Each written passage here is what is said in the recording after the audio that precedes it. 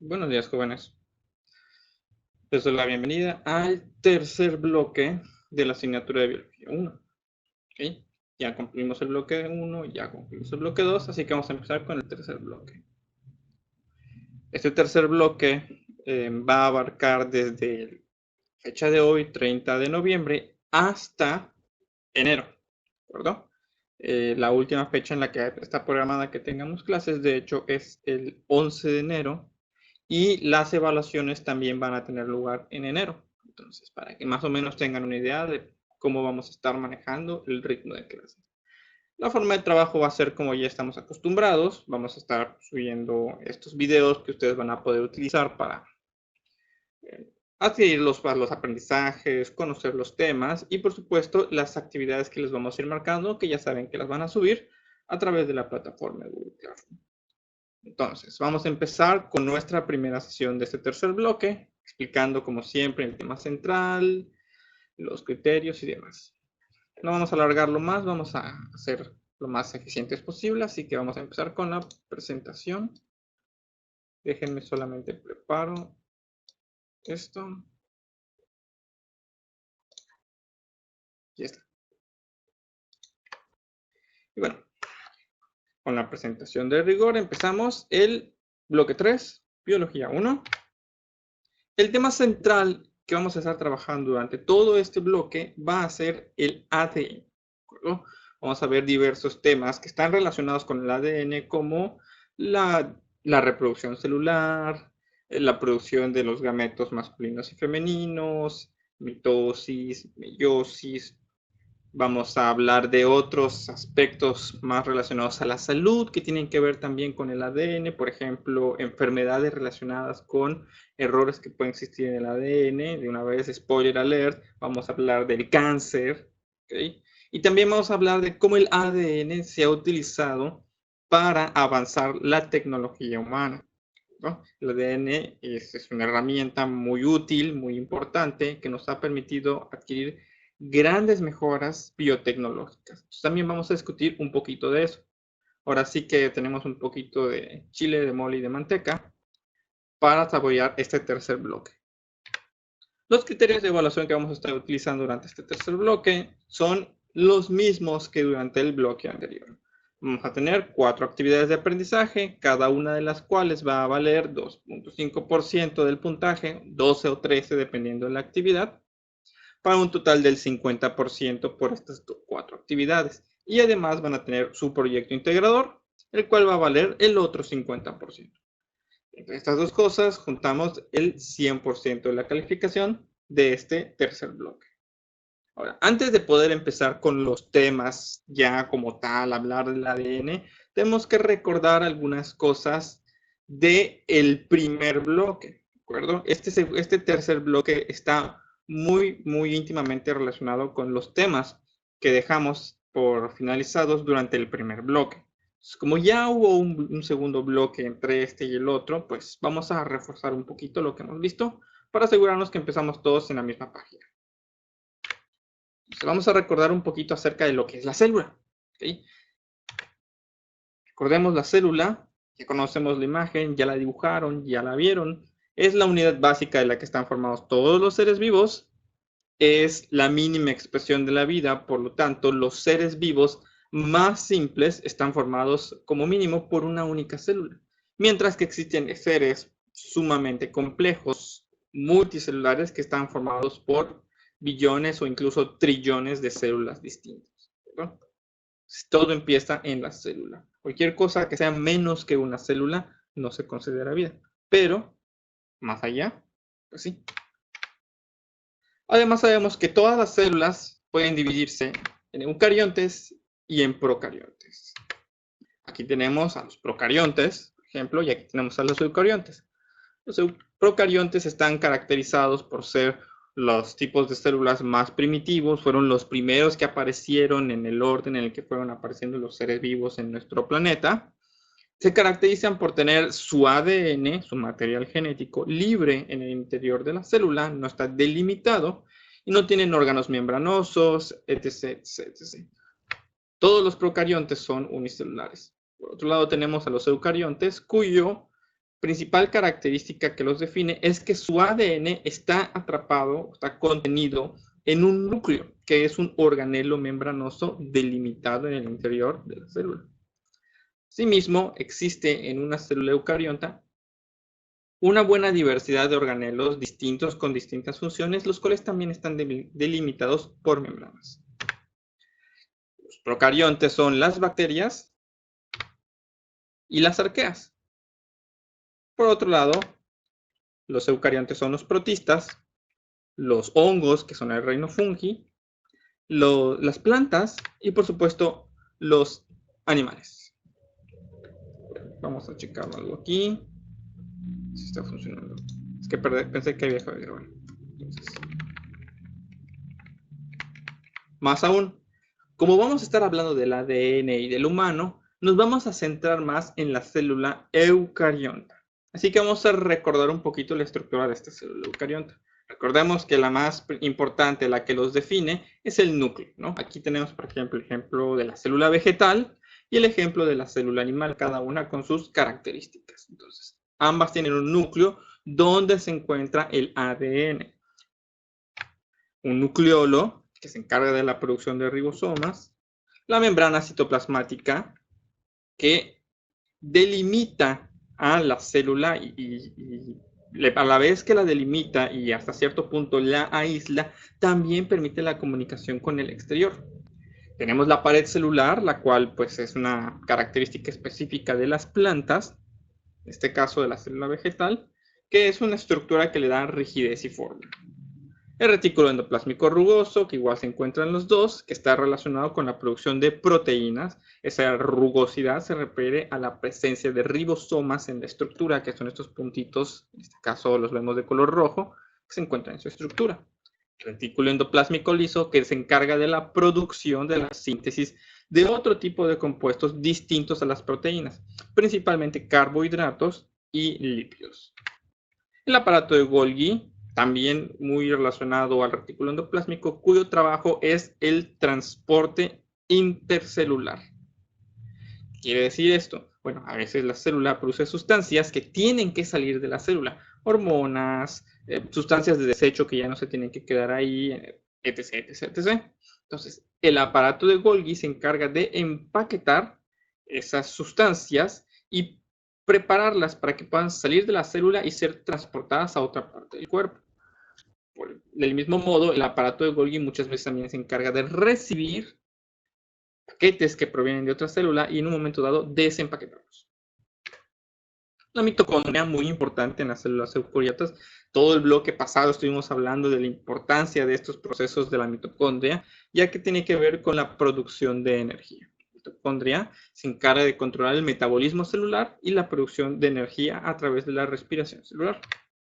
Los cloroplastos, que son igual una estructura específica de las plantas, de las células vegetales, que se encargan de la fotosíntesis.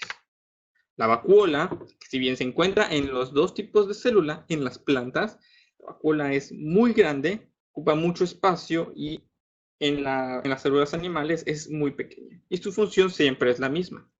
Es un depósito, es un almacén. ¿De qué? De cualquier cosa que esa célula necesite almacenar. Puede ser algo tan sencillo como nutrientes o agua, o puede ser tal vez alguna hormona o sustancia química que esa célula produzca y que mantenga una reserva. El lisosoma, que es el aparato digestivo de la célula, produce enzimas y otras sustancias que se encargan de degradar aquello que necesite ser degradado, incluso organelos viejos de la célula que necesitan reemplazarse. Y el centriolo, que tiene que ver con la reproducción celular. Durante este bloque vamos a hablar del centriolo. ¿Okay? En su momento fui un poquito vago respecto al papel que tenía el centriolo, pero ahora sí vamos a abordar con un poquito más de profundidad su labor. Y por último, naturalmente, el citoplasma, que es la sustancia, vamos a decir, el relleno de la célula. ¿Okay? Tenemos la membrana celular y en el interior de la célula está el citoplasma, que es como una especie de sustancia gelatinosa, está formada principalmente por agua, ¿okay? Contiene también sales, algunos carbohidratos, azúcares, cosas que le dan turgencia y su mantenimiento de la forma a la célula y por supuesto actúan como disolvente. Entonces, ahora, antes de terminar esta presentación, quiero regresar al núcleo. ¿Perdón? El tema de este bloque es el ADN. El ADN se encuentra en el núcleo de la célula. El núcleo de la célula tiene la función de proteger y contener al ADN. ¿Por qué es tan importante proteger y contener a este ADN? Bueno, a mí me gusta usar una analogía respecto a lo que es el ADN. Ya sabemos que es una macromolécula orgánica, está formada por unas sustancias llamadas nucleótidos, los cuales a su vez están formados por una pentosa, un grupo fosfato y una base nitrogenada que puede variar. Esa parte ya la conocemos, pero hay que profundizar más en la naturaleza de la importancia y de la función del ADN. Y es que, ¿qué es el ADN? Podemos resumirlo como información. Tal vez han escuchado hablar de la información genética, ¿ok? Y la herencia, pero no la herencia que te dejan tus papás cuando se mueren y heredas la casa, el dinero y el coche. No, la herencia que nosotros tenemos de ellos desde el momento que nacemos. ¿Okay? Esa herencia. Entonces, el ADN es donde se encuentra toda la información de lo que somos nosotros, ¿verdad? Pero también se encuentra toda la información de lo que es cada una de nuestras células. De tal manera que una célula tiene una función que cumplir, tiene un tiempo de vida, tiene que crecer, tiene que reproducirse, tiene que desarrollarse, tiene que cumplir su trabajo dentro de nosotros. De lo contrario, esa célula no estaría colaborando y si las células hicieran lo que quisieran, no podríamos mantenernos con vida. Recuerden que el fenómeno de nuestra existencia y de nuestra supervivencia se debe a la organización de las células y a la cooperación y colaboración, al trabajo conjunto de todas estas. Si ese trabajo conjunto falla, nosotros obviamente morimos y nos convertimos simplemente en sustancias orgánicas que están ahí descomponiéndose. Pasaría con un pedazo de carne. ¿Okay? Entonces, ¿qué tiene en esto que ver el ADN? El ADN es información. Del mismo modo, a ver, que un libro. Del mismo modo que un libro es información. ¿Okay? Y la forma en la que la célula utiliza el ADN es de una forma muy similar a como nosotros usaríamos un libro como si fuera un instructivo. Es decir, la célula no piensa en cuanto a lo que dice el ADN. La célula sigue las instrucciones. Entonces podemos pensar que la información del ADN es como la información que está en un libro. ¿Y qué es lo que hace la célula? Va pasando las hojas. Va pasando las hojas y va siguiendo las instrucciones de todo lo que tiene que hacer. ¿Cuánto va a crecer? ¿Cuándo va a crecer? ¿Cuándo va a dejar de crecer? Si tiene que producir alguna proteína, alguna hormona, algún carbohidrato, lo que sea, aquí le dice cómo hacerlo. Entonces la célula se dedica a leer esa información. Incluso en esta información que es el ADN, en este libro de instrucciones, en este manual, dice cuándo va a morir la célula. ¿Okay? Las células no viven de manera indefinida, como podría ser, por ejemplo, un ser vivo completo. No, tienen un tiempo de vida, tienen una caducidad. Y está definida por el ADN, ¿no? Entonces, por ejemplo, una célula de la sangre puede vivir tal vez unos 30 días.